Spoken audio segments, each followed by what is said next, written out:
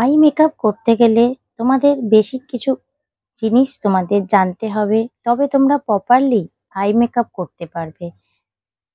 আমাদের আইব্রোর নিচে একটা গাড্ডা মতো যে অংশটা থাকে, সেই জায়গাটা বলে ক্রিস লাইন।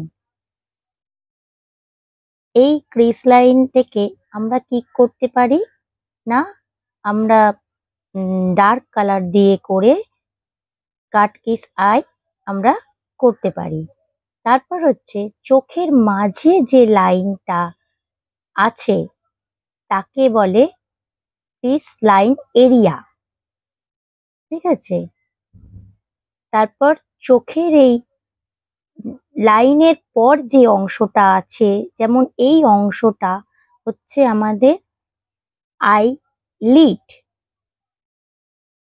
আই লিডের মাঝে এই গোল অংশটাকে বলে আই বল।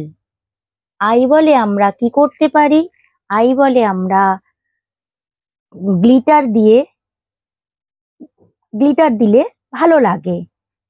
তারপর হচ্ছে চোখের পেছনের দিকটাকে আমরা কি বলবো, আউটার কর্নার। আর চোখের সামনে দিকটাকে বলবো ইনার কর্নার।